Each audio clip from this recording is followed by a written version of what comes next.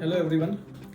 कई बार ऐसा होता है कि सप्लायर ने बायर को इनवॉइस इशू किया, गुड्स भी बायर को मिले हैं, लेकिन जो इनवॉइस है सप्लायर का उसकी डिटेल्स बायर के पोर्टल पर रिफ्लेक्ट नहीं हो रही है जीएसटीआर 2A में या तो फिर जीएसटीआर 2B में जो हम लोग बात करते हैं उसमें।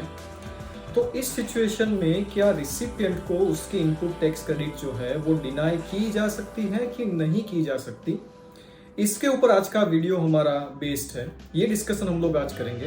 हालांकि इसी टॉपिक के ऊपर 6-7 महीने पहले ऑलरेडी एक वीडियो मैंने अपलोड किया है, पर कुछ बाद में डेवलपमेंट्स हुए हैं, कुछ नए डिसीजंस आए हैं, तो उसका डिस्कशन करना भी इम्पोर्टेंट है।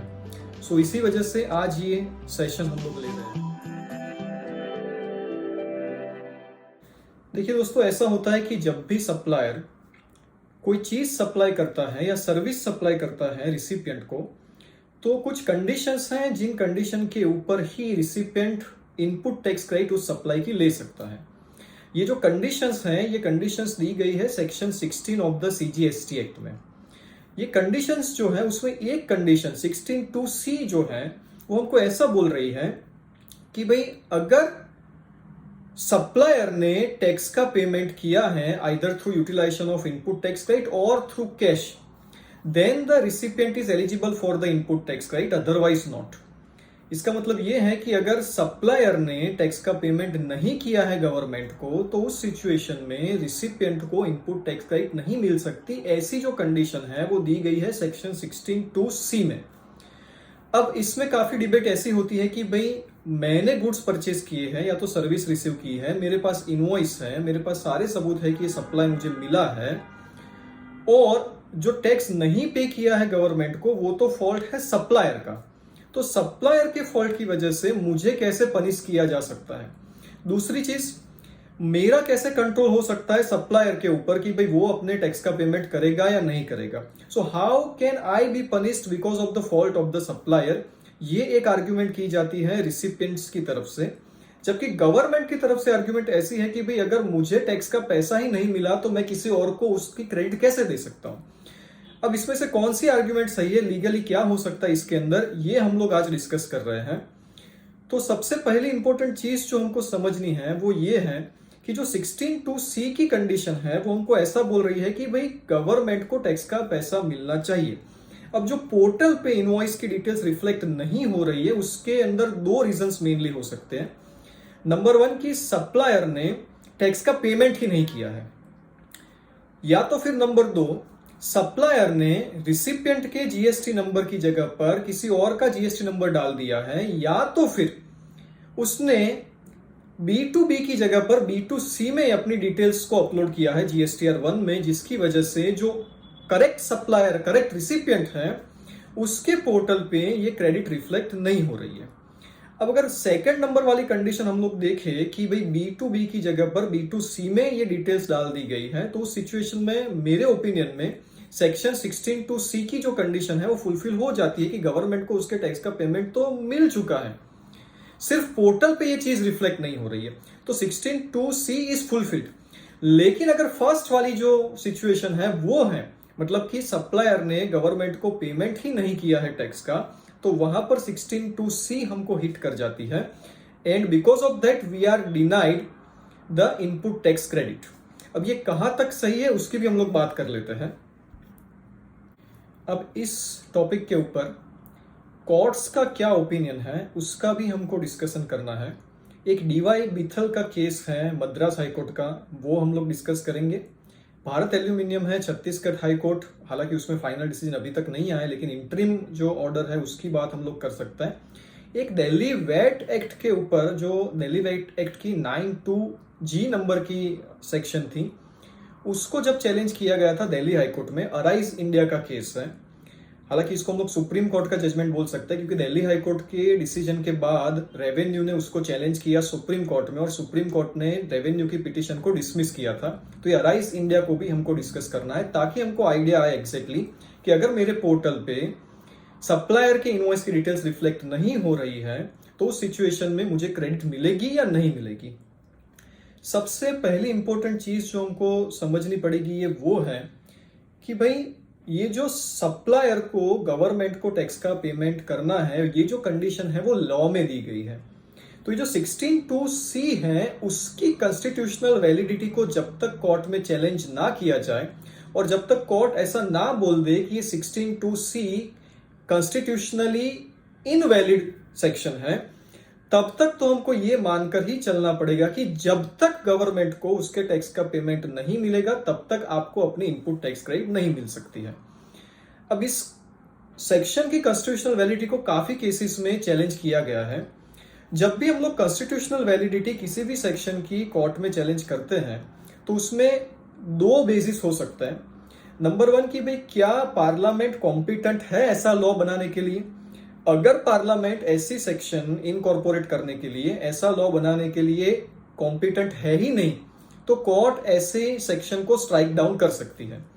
दूसरा, पार्लियामेंट कॉम्पिटेंट तो है लेकिन जो भी उसने लॉ बनाया है, जो भी सेक्शन बनाई है, it is violating some of the fundamental rights guaranteed by the constitution under part 3। तो पार्ट 3 जो हमारे कॉन्स्टिट्यूशन का है उसमें कुछ फंडामेंटल राइट्स हर एक सिटीजन को दिए गए हैं। उसमें से किसी फंडामेंटल राइट का अगर वायोलेशन होता है तो कोर्ट ऐसी सेक्शन को स्ट्राइक डाउन कर सकती है। तो जितने केसेस में इस सेक्शन की कॉन्स्टिट्यूशनल वैलिडिटी को चैलेंज किया गया है उसमें एक आर्ग्यूमेंट ऐसी की गई है कि भाई ये जो सेक्शन है वो आर्टिकल 14 ऑफ द कॉन्स्टिट्यूशन जो हमारा है और आर्टिकल 19(1)(g जो है उसको वायोलेट करता है।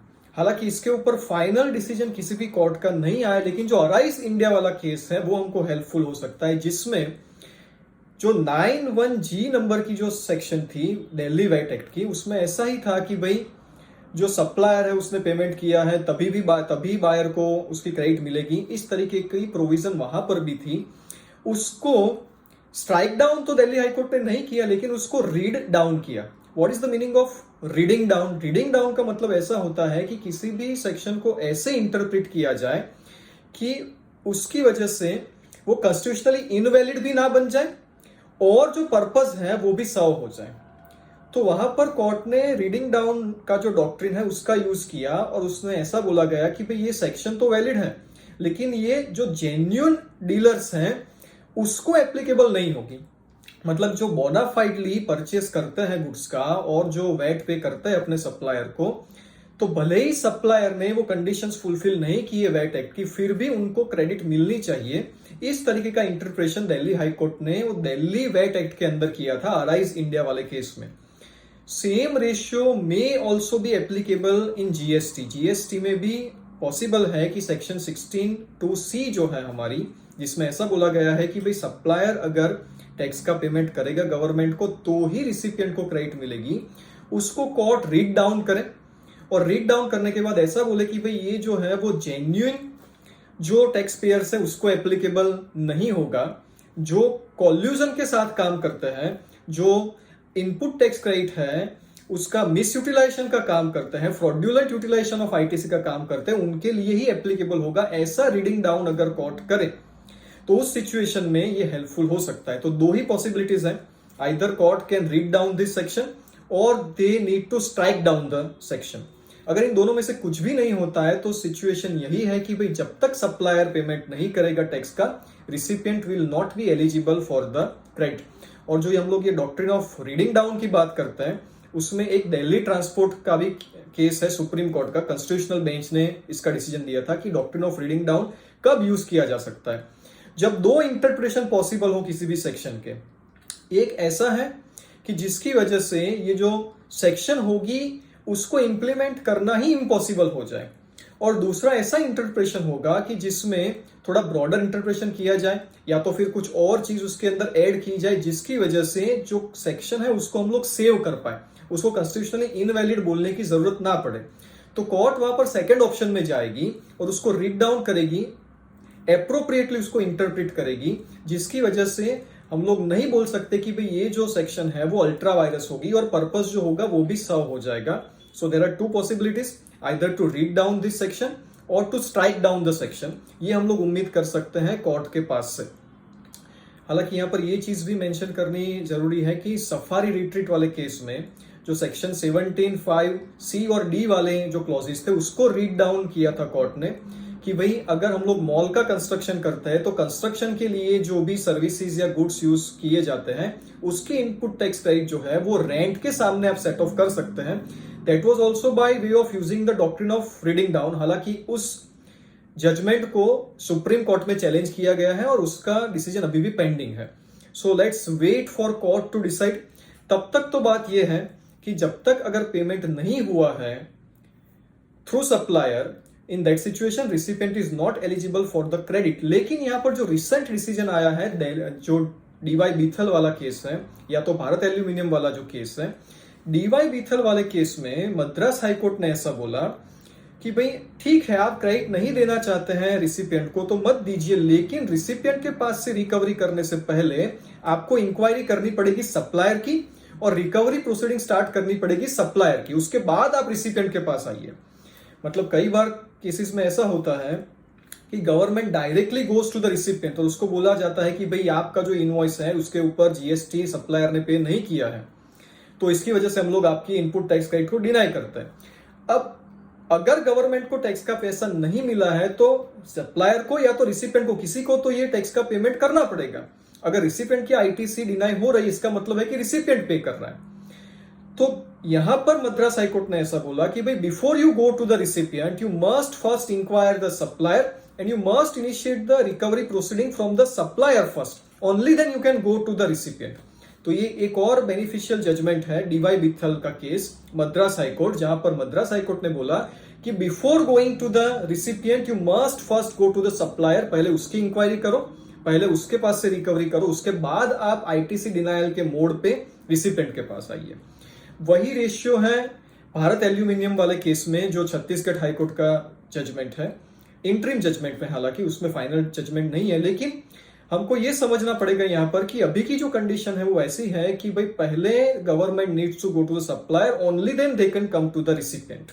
This is what the situation is. Thank you very much friends.